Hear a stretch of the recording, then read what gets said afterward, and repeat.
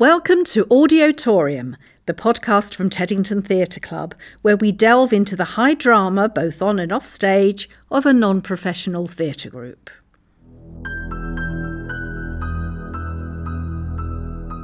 Teddington Theatre Club presents Twisted Christmas. Haunting tales to curdle your eggnog from some of the finest writers in weird fiction. Tonight, The Signalman by Charles Dickens is read by Andy Smith.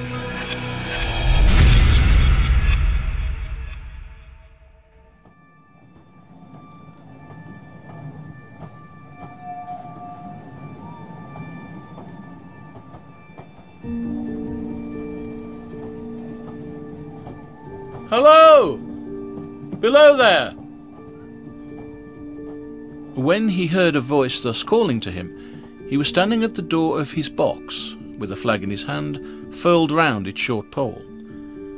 One would have thought, considering the nature of the ground, that he could not have doubted from what quarter the voice came. But instead of looking up to where I stood on the top of the steep cutting, nearly over his head, he turned himself about and looked down the line. There was something remarkable in his manner of doing so, though I could not have said for my life what.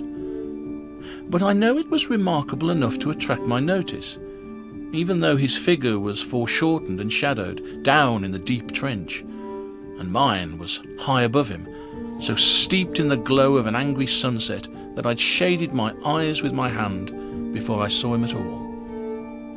"Hello! Below!"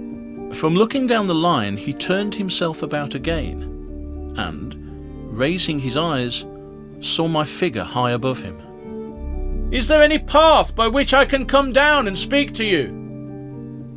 He looked up at me without replying, and I looked down at him without pressing him too soon with a repetition of my idle question. Just then there came a vague vibration in the earth and air, quickly changing into a violent pulsation, and an oncoming rush that caused me to start back as though it had force to draw me down. When such vapour as rose to my height from this rapid train had passed me, and was skimming away over the landscape, I looked down again, and saw him refurling the flag he had shown while the train went by. I repeated my inquiry.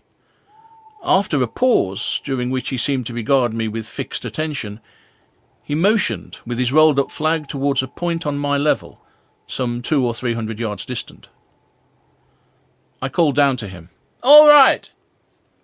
and made for that point. There, by dint of looking closely about me, I found a rough zigzag descending path notched out, which I followed. The cutting was extremely deep and unusually precipitate. It was made through a clammy stone that became oozier and wetter as I went down. For these reasons I found the way long enough to give me time to recall a singular air of reluctance or compulsion with which it pointed out the path. When I came down low enough upon the zigzag descent to see him again, I saw that he was standing between the rails on the way by which the train had lately passed, in an attitude as if he were waiting for me to appear. He had his left hand at his chin, and that left elbow rested on his right hand, crossed over his breast.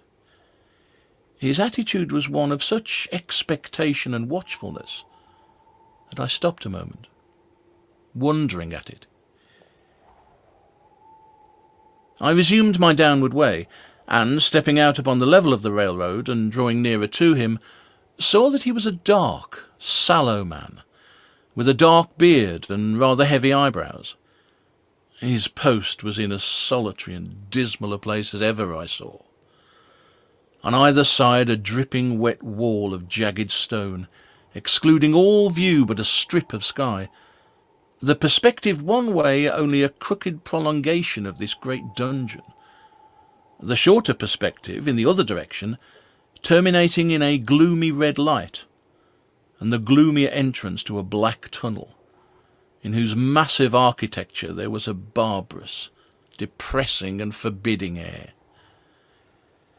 So little sunlight ever found its way to this spot, that it had an earthy, deadly smell, and so much cold wind rushed through it that it struck chill to me, as if I had left the natural world.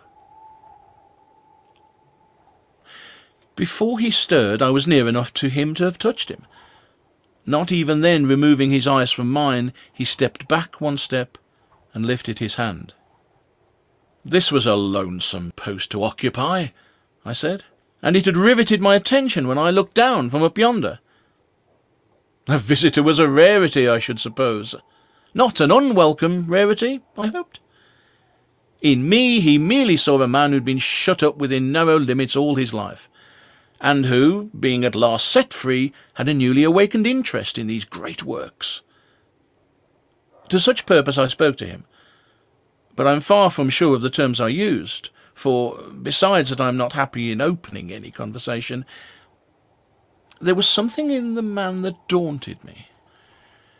He directed a most curious look towards the red light near the tunnel's mouth, and looked all about it, as if something were missing from it, and then looked at me. That light was part of his charge, was it not? He answered in a low voice, "Don't you know it is?" The monstrous thought came into my mind as I perused the fixed eyes and the saturnine face, that this was a spirit, not a man. I have speculated since whether there may have been infection in his mind. In my turn I stepped back, but in making the action I detected in his eyes some latent fear of me. This put the monstrous thought to flight. "You look at me," I said, forcing a smile, "as if you had a dread of me." "I was doubtful," he returned, "whether I'd seen you before." "Where?" He pointed to the red light he'd looked at. "There," I said. Intently watchful of me, he replied, but without sound, "Yes."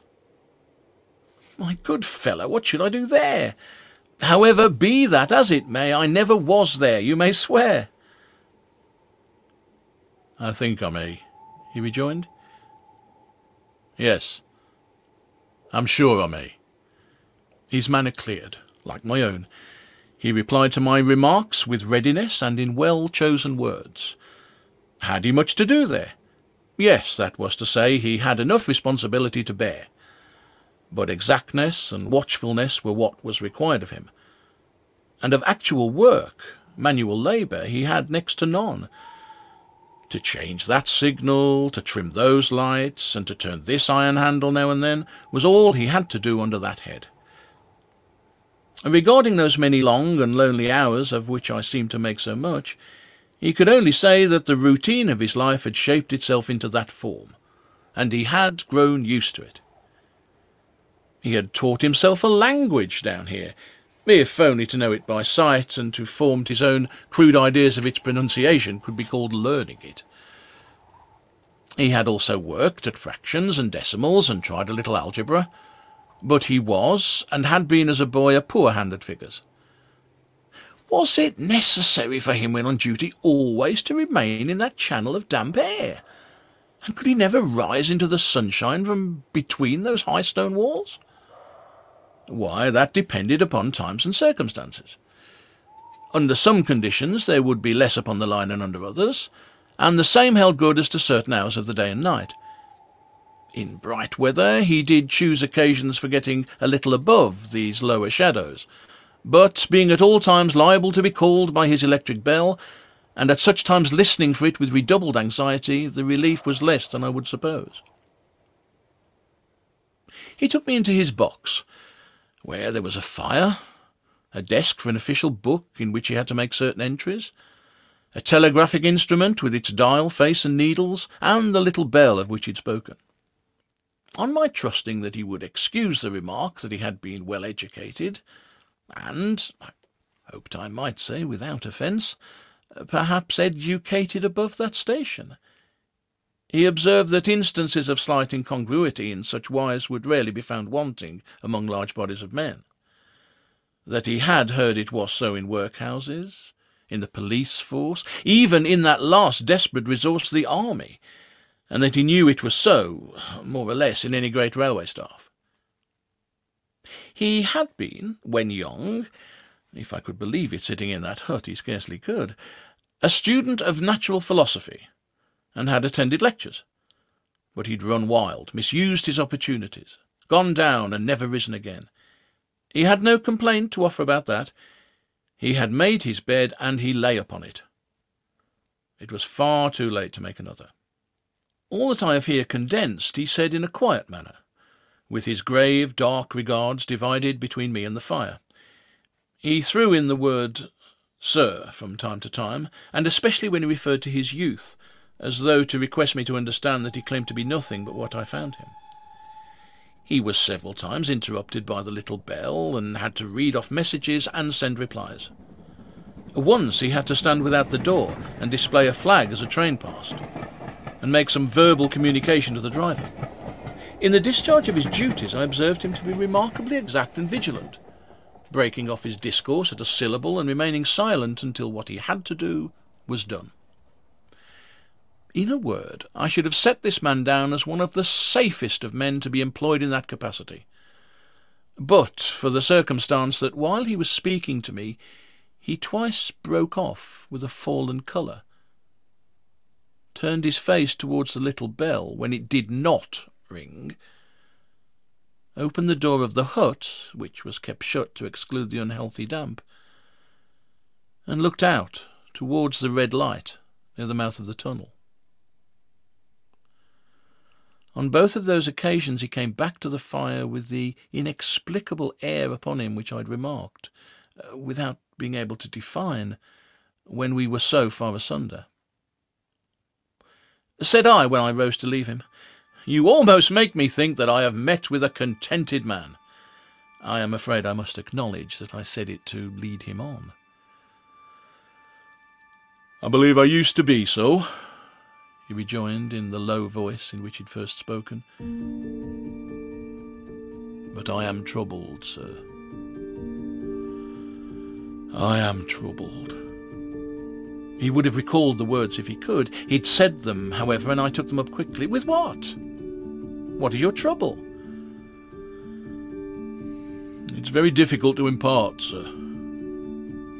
It's very, very difficult to speak of. If ever you make me another visit, I'll try to tell you. But I expressly intend to make you another visit. Say, when shall it be?" "I'll go off early in the morning. I shall be on again at 10 tomorrow night, sir." "I will come at 11. He thanked me and went out at the door with me. "I'll show you my white light, sir," he said in his peculiar low voice, "till you've found the way up. When you've found it, don't call out. When you're at the top, don't call out." His manner seemed to make the place strike colder to me, but I said no more than, "Very well. And when you come down tomorrow night, don't call out. Let me ask you a parting question.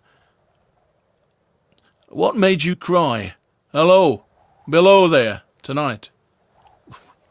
"Heaven knows," said I. "I cried something to that effect." "Not to that effect, sir. Those were the very words. I know them well." "Admit those were the very words. I said them, no doubt, because I saw you below." "For no other reason?" "What other reason could I possibly have?" "You had no feeling that they were conveyed to you in any supernatural way?" "No." He wished me good night and held up his light. I walked by the side of the down line of rails, with a very disagreeable sensation of a train coming behind me, until I found the path. It was easier to mount than to descend, and I got back to my inn without any adventure. Punctual to my appointment, I placed my foot on the first notch of the zigzag next night, as the distant clocks were striking 11. He was waiting for me at the bottom, with his white light on. "I have not called out," I said when we came close together. "May I speak now?" "By all means, sir." "Well, good night then, and here's my hand." "Good night, sir, and here's mine." With that we walked side by side to his box, entered it, closed the door, and sat down by the fire. "I've made up my mind, sir," he began, bending forward as soon as we were seated, and speaking in a tone but a little above a whisper, "that you shall not have to ask me twice what troubles me. I took you for someone else yesterday evening. That troubles me." "That mistake?"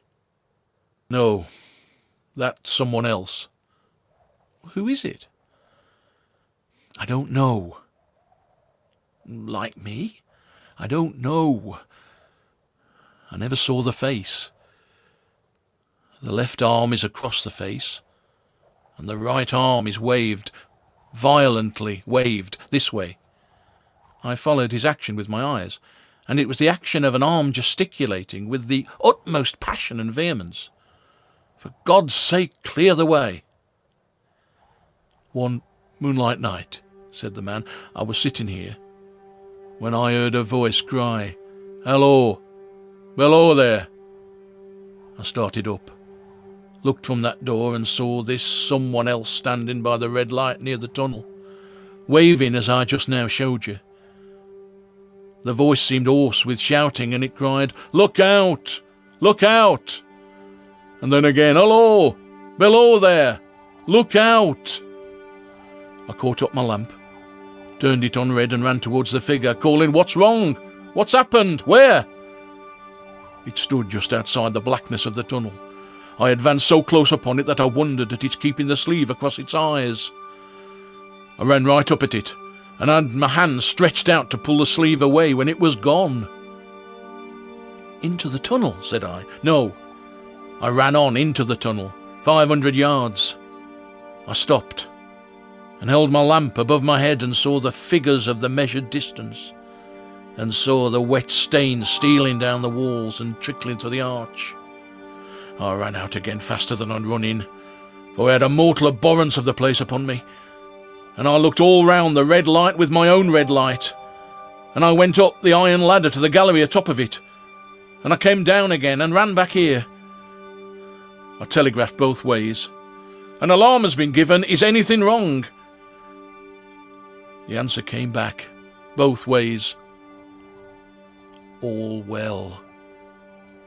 Resisting the slow touch of a frozen finger tracing out my spine, I showed him how that this figure must be a deception of his sense of sight, and how that figures originating in disease of the delicate nerves that minister to the functions of the eye were known to have often troubled patients, some of whom had become conscious of the nature of their affliction, and had even proved it by experiments upon themselves. "As to an imaginary cry," said I, "do but listen for a moment to the wind in this unnatural valley while we speak so low, and to the wild harp it makes of the telegraph wires."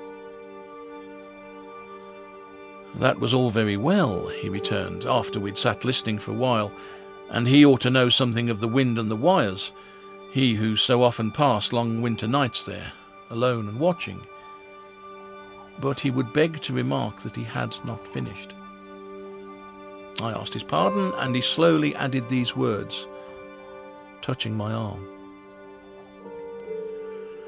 "Within 6 hours after the appearance, the memorable accident on this line happened, and within 10 hours the dead and wounded were brought along through the tunnel over the spot where the figure had stood." A disagreeable shudder crept over me, but I did my best against it. "It was not to be denied," I rejoined, "that this was a remarkable coincidence, calculated deeply to impress his mind.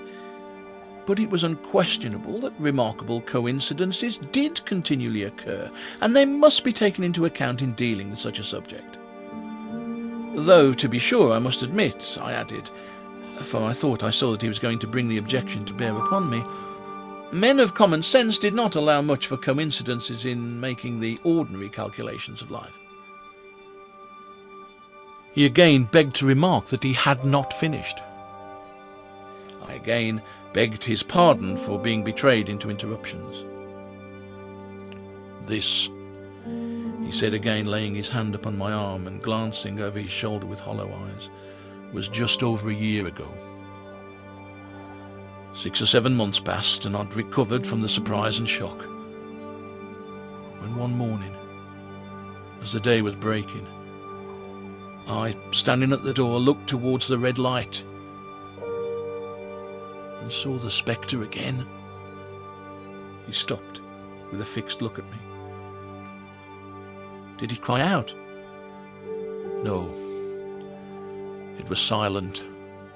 "Did it wave its arm?" "No. It leant against the shaft of the light, with both hands before the face like this."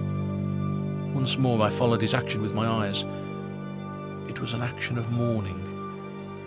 I had seen such an attitude in stone figures on tombs. "Did you go up to it?"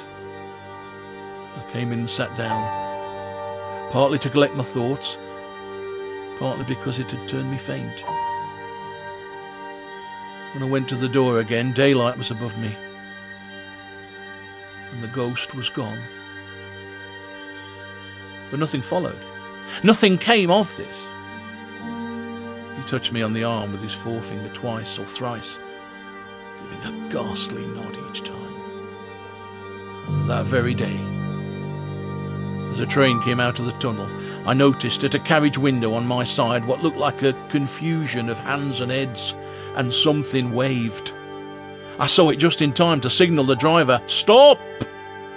He shut off and put his brake on, but the train drifted past here 150 yards or more. I ran after it, and as I went along, heard terrible screams and cries.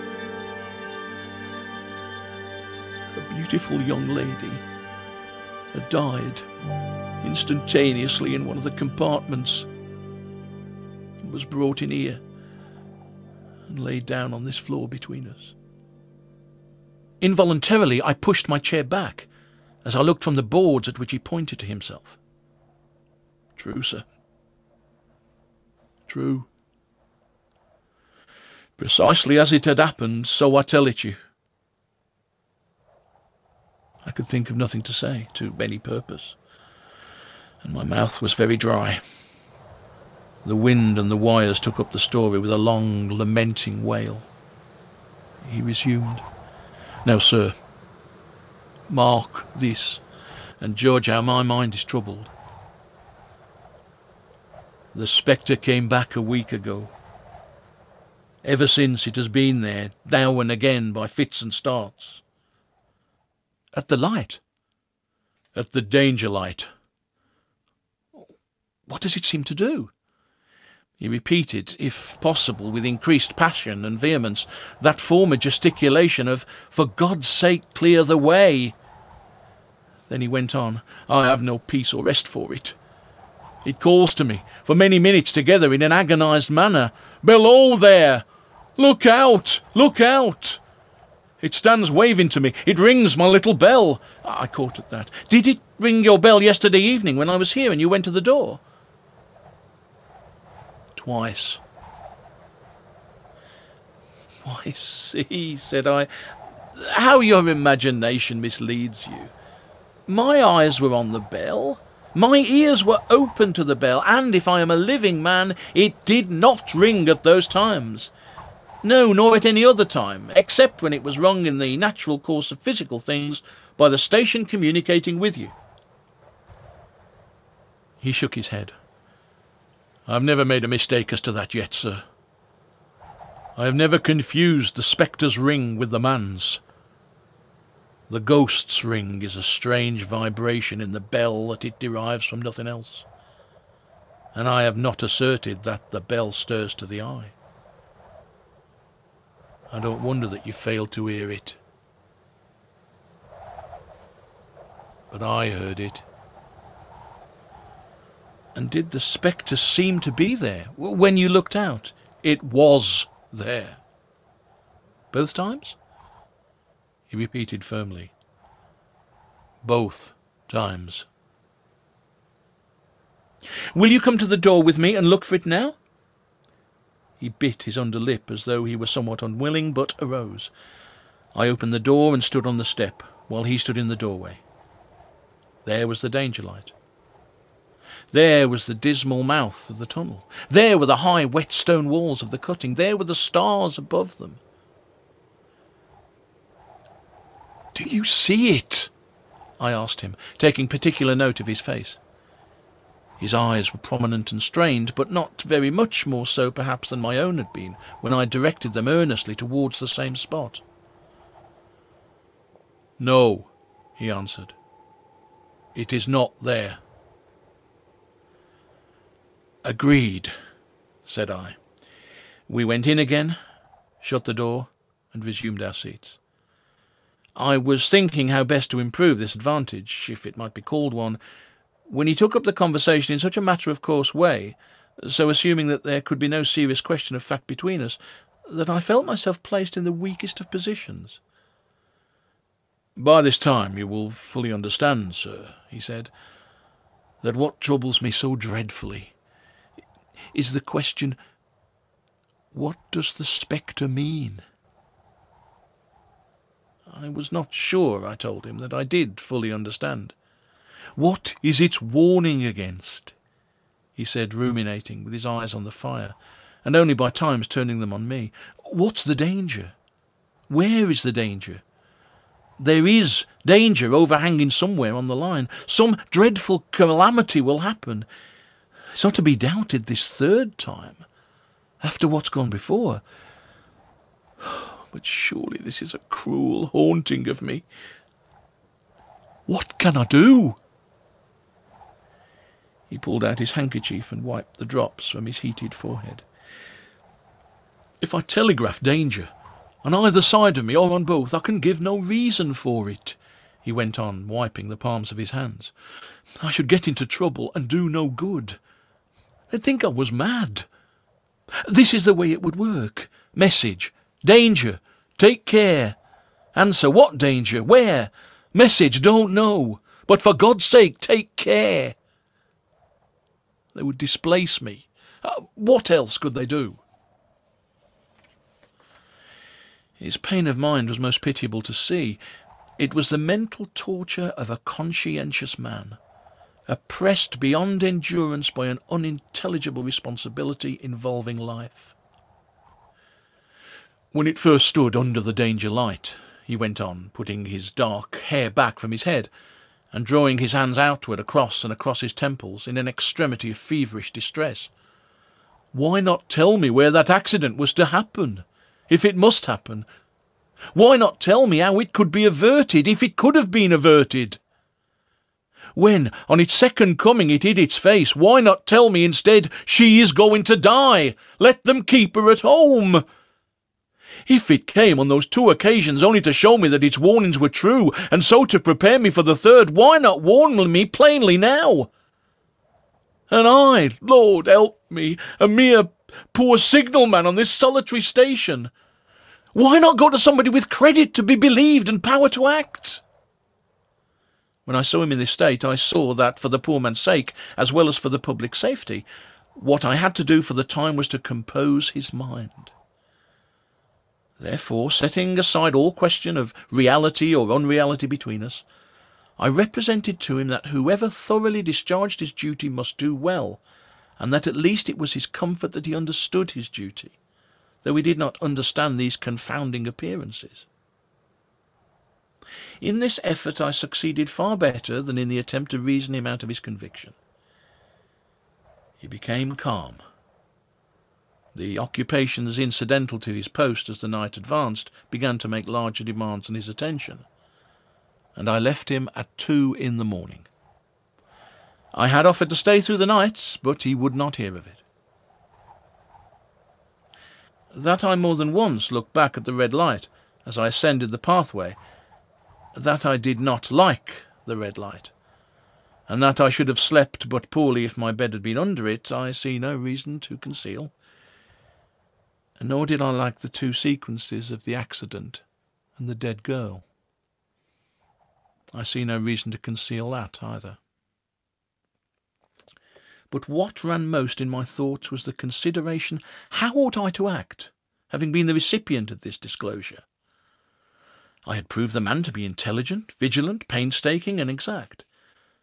But how long might he remain so in his state of mind? Though in a subordinate position, still he held a most important trust. And would I, for instance, like to stake my own life on the chances of his continuing to execute it with precision? Unable to overcome a feeling that there would be something treacherous in my communicating what he told me to his superiors in the company without first being plain with himself and proposing a middle course to him, I ultimately resolved to offer to accompany him, otherwise keeping his secret for the present, to the wisest medical practitioner we could hear of in those parts, and to take his opinion. A change in his time of duty would come round next night, he had apprised me, and he would be off an hour or two after sunrise, and on again soon after sunset. I had appointed to return accordingly. Next evening was a lovely evening. I walked out early to enjoy it. The sun was not yet quite down when I traversed the field path near the top of the deep cutting. I would extend my walk for an hour, I said to myself, half an hour on and half an hour back, and it would then be time to go to my signalman's box. Before pursuing my stroll, I stepped to the brink and mechanically looked down from the point from which I'd first seen him. I cannot describe the thrill that seized upon me when, close at the mouth of the tunnel, I saw the appearance of a man with his left sleeve across his eyes, passionately waving his right arm. The nameless horror that oppressed me passed in a moment, for in a moment I saw that this appearance of a man was a man indeed, and that there was a little group of other men standing at a short distance, to whom he seemed to be rehearsing the gesture he made. The danger light was not yet lighted. Against its shaft, a little low hut, entirely new to me, had been made of some wooden supports and tarpaulin. It looked no bigger than a bed. With an irresistible sense that something was wrong, with a flashing self-reproachful fear that fatal mischief had come of my leaving the man there, and causing no one to be sent to overlook or correct what he did, I descended the notched path with all the speed that I could make. "What's the matter?" I asked the men. "Signalman killed this morning, sir." "Not the man belonging to that box?" "Yes, sir." "Not the man I know?" "You will recognise him, sir, if you knew him," said the man who spoke for the others, solemnly uncovering his own head and raising an end of the tarpaulin, "for his face is quite composed." "Oh, how did this happen? How did this happen?" I asked, turning from one to another as the hut closed in again. "He was cut down by an engine, sir. No man in England knew his work better. But somehow he was not clear of the outer rail. It was just at broad day. He'd struck the light and had the lamp in his hand. As the engine came out of the tunnel, his back was towards her, and she cut him down. That man drove her and was showing how it happened. Show the gentleman, Tom." The man, who wore a rough, dark dress, stepped back to his former place at the mouth of the tunnel. "Coming round the curve in the tunnel, sir," he said. I saw him at the end, like as if I saw him down a perspective glass. There was no time to check speed, and I knew him to be very careful. As he didn't seem to take heed of the whistle, I shut it off when we were running down upon him, and called to him as loud as I could call." "What did you say?" "I said, 'Below there! Look out! Look out! For God's sake, clear the way!'" I started. "Oh, it's a dreadful time, sir. I never left off calling to him. I put this arm before my eyes not to see, and I waved this arm to the last, but it was no use." Without prolonging the narrative to dwell on any one of its curious circumstances more than on any other, I may, in closing it, point out the coincidence that the warning of the engine driver included not only the words which the unfortunate signalman had repeated to me as haunting him, but also the words which I myself, not he, had attached, and that only in my own mind, to the gesticulation he had imitated.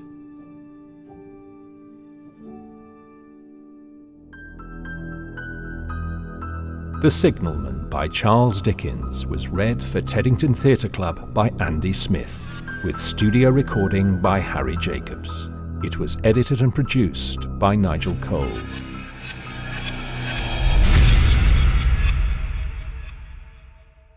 If you've enjoyed this podcast, don't forget to rate, review and subscribe to give us a little boost in the charts and to help other people find us. You can also support us by using the donate button on our website, www.teddingtontheatreclub.org.uk, and following us on Facebook, Instagram and Twitter.